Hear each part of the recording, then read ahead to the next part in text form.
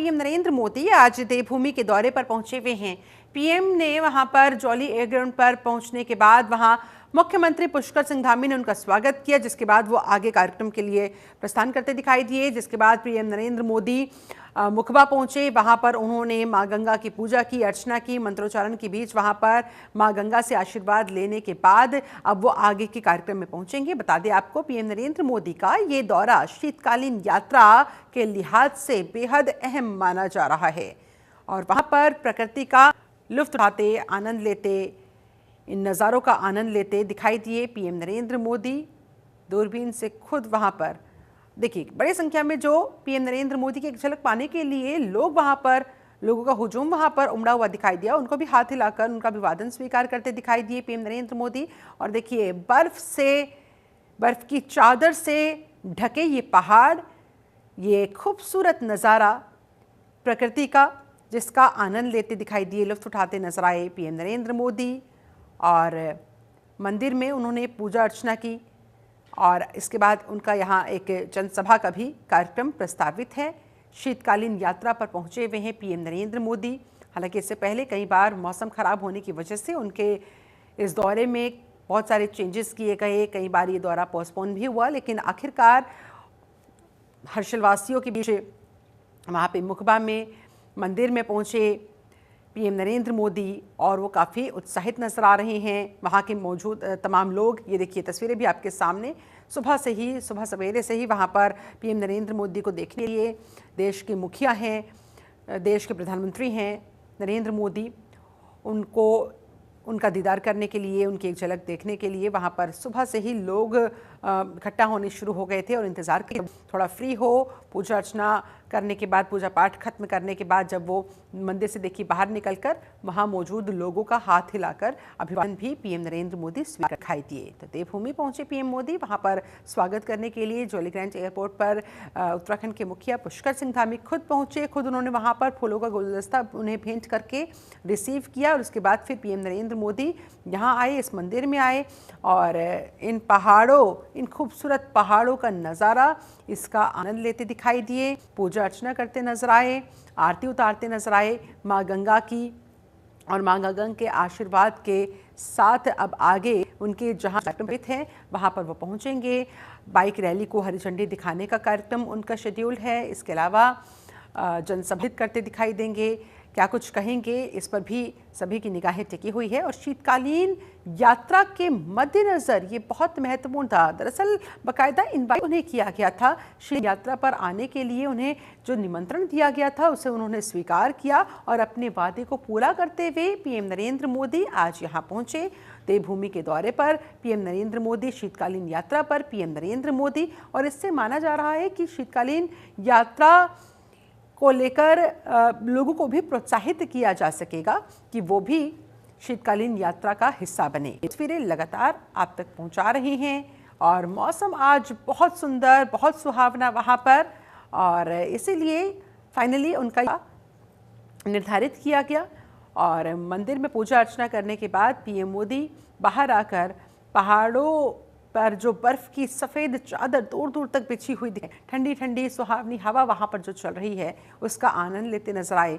इस प्राकृतिक सुंदरता को अपनी आँखों से निहारते नजर आए, दूरबीन से इस मनमोहक दृश्य को महसूस करते नजर आए। और ये एक्सक्लूसिव तस्वीरें देखिए जनतंत्र टीवी पर आपके सामने।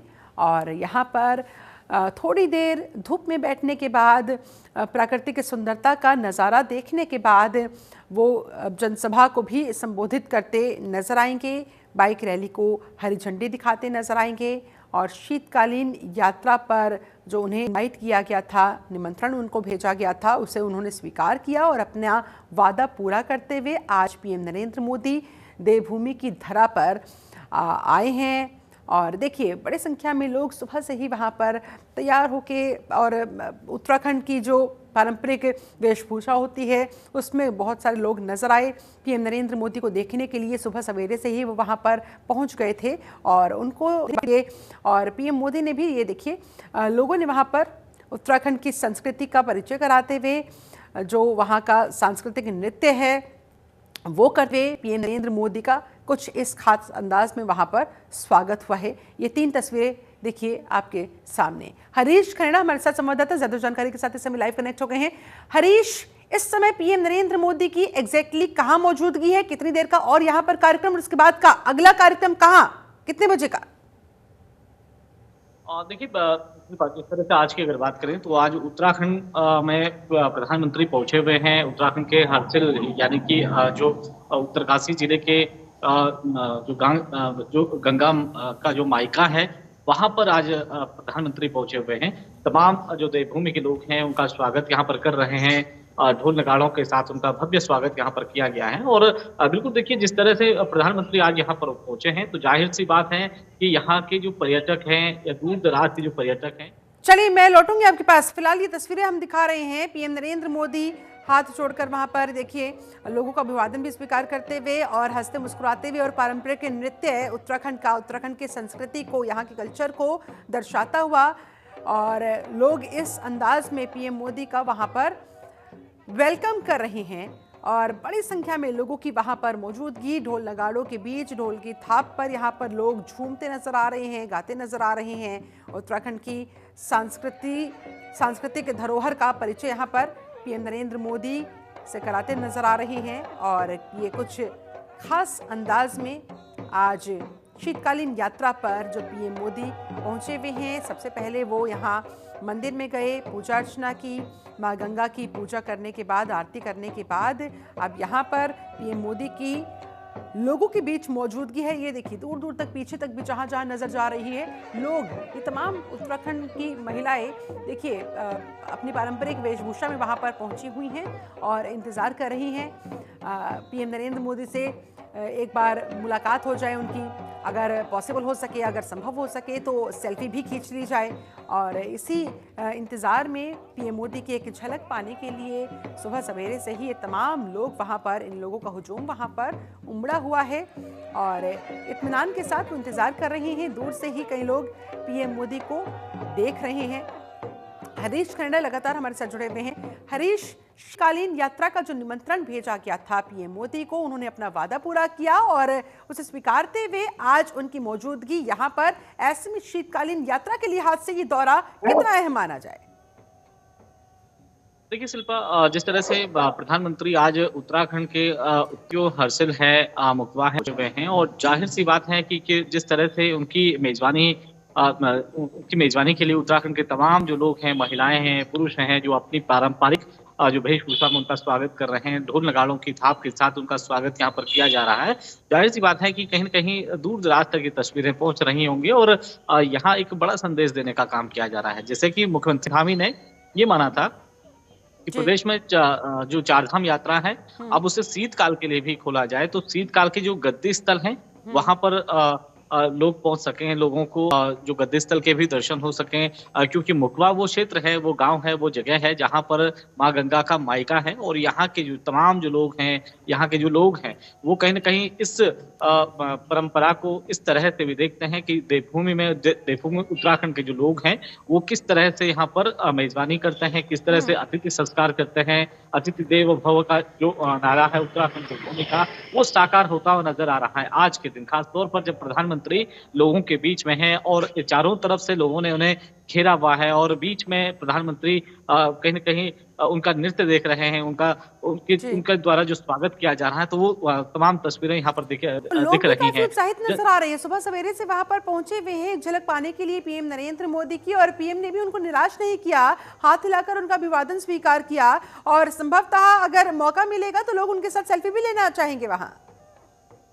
बिल्कुल देखिए, क्योंकि चाहे वो सेल्फी की बात हो या फिर लोगों की मुलाकात की बात हो, आप खुद तस्वीरों में देख रही हैं शिल्पा की किस तरह से लोगों ने बीच में मोदी हैं और चारों तरफ से लोग हैं और जो पारंपरिक जो ढोल लगा है, जो गान है, उसके बीच में उनका स्वागत कर रहे हैं और प्रधानमंत्री हाथ जोड़े हुए सभी का अभिवादन ले रहे हैं। जाहिर सी बात है कि आज का दिन देखते ही बनता है। जिस तरह से प्रधानमंत्री आज जौलीग्रांट पहुंचे थे, उसके बाद वो हेलीकॉप्टर के माध्यम से उत्तरकाशी पहुंचे, मुकवा पहुंचे। जैसे मैंने बताया शिल्पा कि मुकवा वो जगह है जहां पर माँ गंगा का मायका है और यहाँ के लोग माँ गंगा को अपनी ध्यान की बेटी के रूप में इसे मानते हैं। तो कहीं न कहीं जो गद्दी स्थल है, इसका बहुत ज्यादा महत्व है। मुकवा में आज प्रधानमंत्री भी पहुंचे हुए हैं। एक बड़ा संदेश उत्तराखंड देवभूमि से जा रहा है कि अब में जो शीतकाल यात्रा है वो पूरी तरह से संभव है।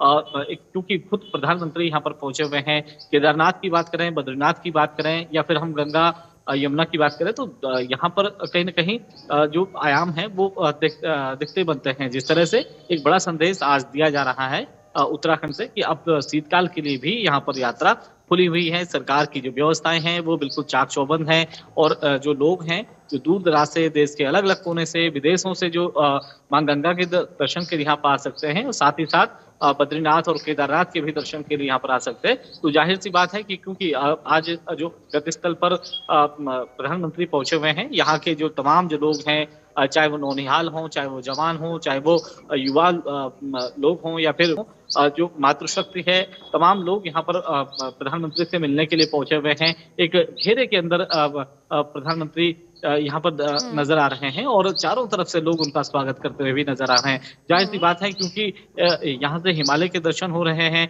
यहाँ से माँ गंगा का उद्गम स्थल है, माँ गंगा का मायका इसे कहा जाता है और यहाँ के जो लोग हैं ये स्वागत यहाँ पर प्रधानमंत्री का कर रहे हैं। तो एक बड़ा संदेश पूरे देश दुनिया में जा रहा है। मौसम कैसा बना हुआ है, क्योंकि इसी मौसम की वजह से कई बार उनका कार्यक्रम पोस्टपोन भी करना पड़ा था, लेकिन आज कैसा मौसम वहां पर?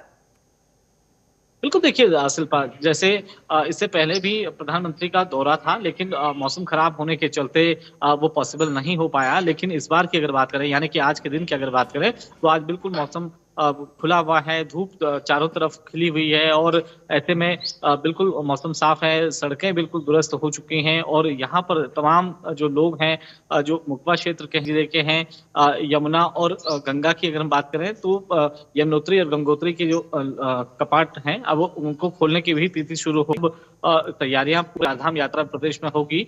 इससे पहले ही जो न्योता है प्रधानमंत्री को भेजा गया था मुख्यमंत्री के द्वारा, और मुख्यमंत्री पुष्कर सिंह धामी ने एक बड़ा संदेश देने का काम किया है कि अब जो चारधाम यात्रा है, बल्कि अब शीतकाल के दौरान भी चारधाम यात्रा लोग कर सकते हैं। यानी कि जो गद्दी स्थल हैं उनके भी दर्शन यहाँ पर हो सकते हैं।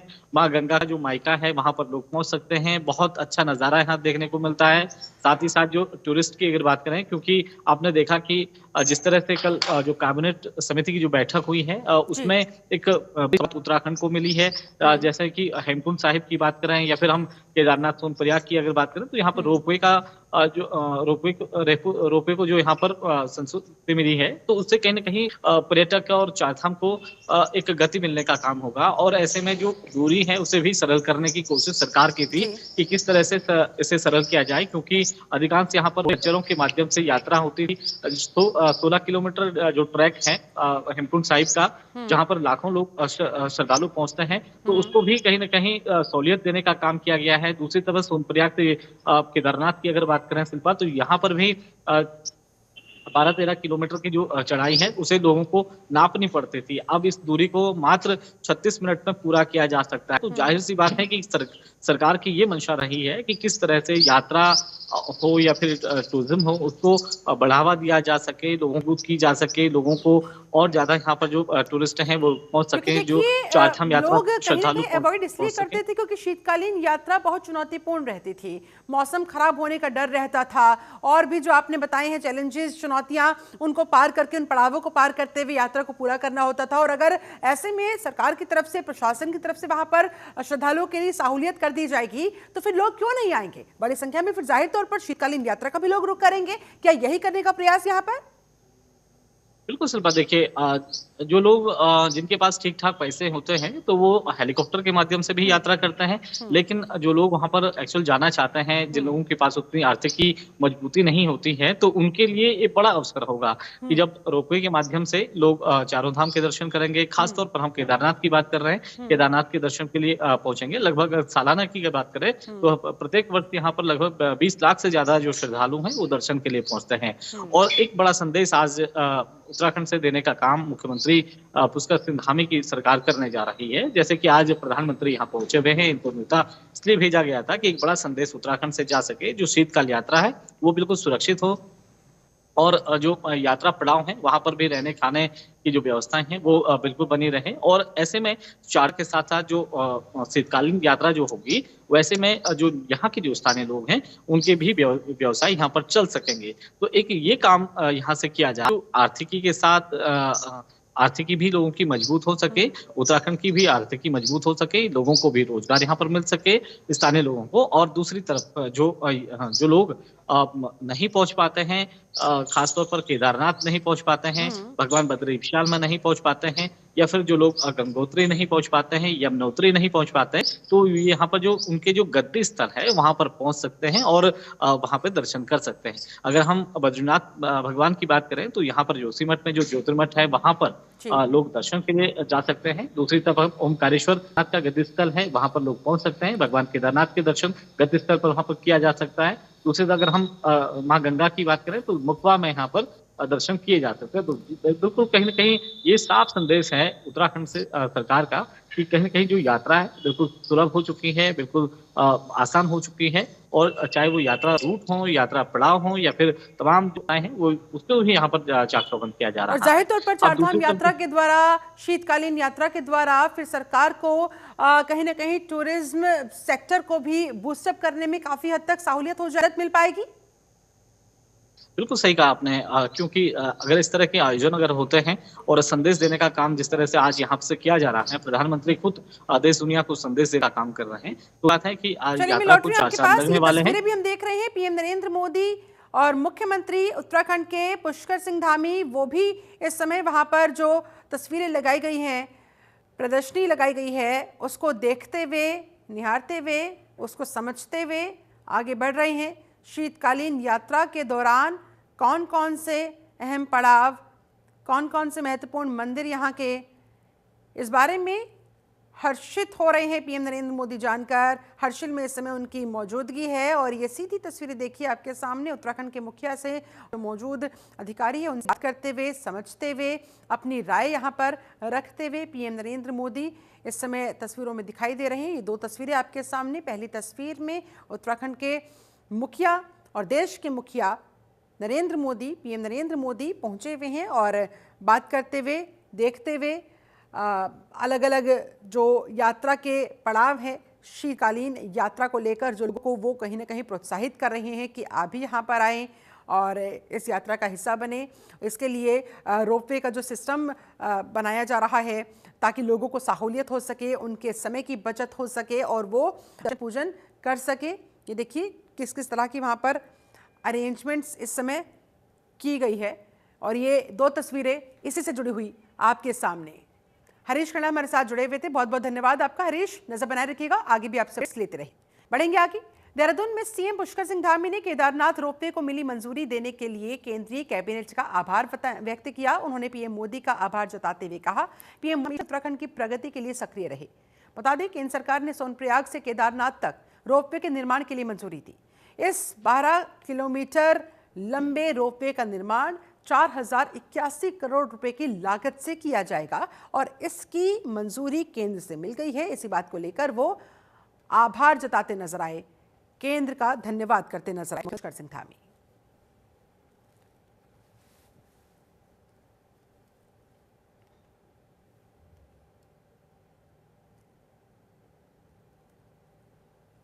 खबर रुड़की से है, जहां राष्ट्रीय जल विज्ञानागार में भूजल सम्मेलन का आयोजन किया गया, जिसमें केंद्रीय जल शक्ति मंत्री सीआर पाटिल मुख्य अतिथि के रूप में शामिल हुए। इस सम्मेलन का उद्देश्य भूजल संरक्षण और जल सुरक्षा को लेकर नीति निर्माताओं, शोधकर्ताओं, शिक्षाविदों और जल प्रबंधकों को एक साथ एक मंच पर ला है। यह अंतर्राष्ट्रीय भूजल सम्मेलन 7 मार्च 2025 तक चलेगा। सम्मेलन का मुख्य विषय भूजल विजन 2047 बदलती जलवायु के तहत जल सुरक्षा रखा गया, जिसमें भारत के भूजल दृष्टिकोण और 2047 तक देश को विकसित राष्ट्र बनाने की रणनीतियों पर चर्चा की गई।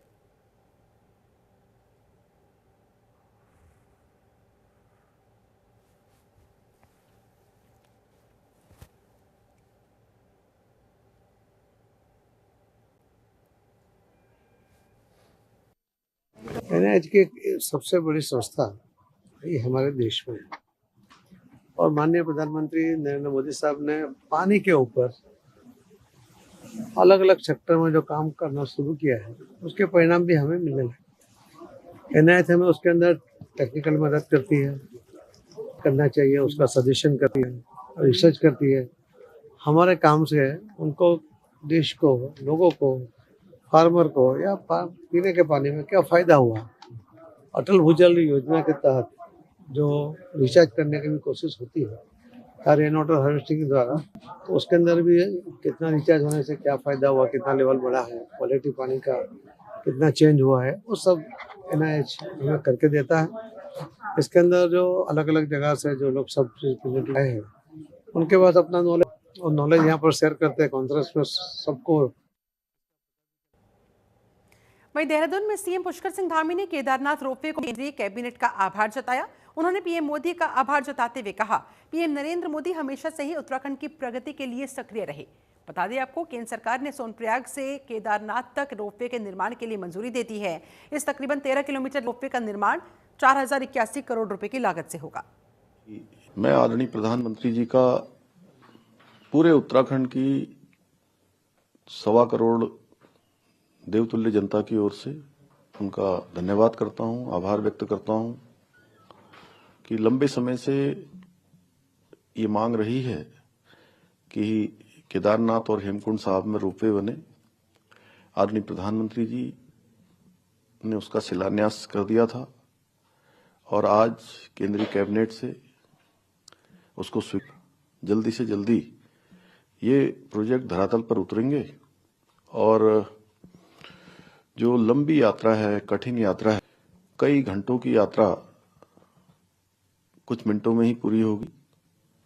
केदारनाथ जाने वालों के लिए, उन भक्तों के लिए यात्रा बहुत आसान हो जाएगी। ऐसे ही गोविंद घाट से हेमकुंड, यह भी कठिन रास्ता, और इस कठिन रास्ते में जो श्रद्धालु, वृद्ध और शारीरिक रूप से कमजोर होते थे, उनके लिए यात्रा बहुत कठिन होती थी। 3-4 दिन की यात्रा, अब ये यात्रा भी कुछ घंटों में हो सकेगी। और ये तस्वीरें देखिए आपके सामने, बाइक रैली को हरी झंडी दिखाते हुए पीएम नरेंद्र मोदी, और झंडी दिखाने के बाद रवाना हो रही है यहाँ से ये रैली। उनके साथ उत्तराखंड के मुख्यमंत्री पुष्कर सिंह धामी भी मौजूद हैं।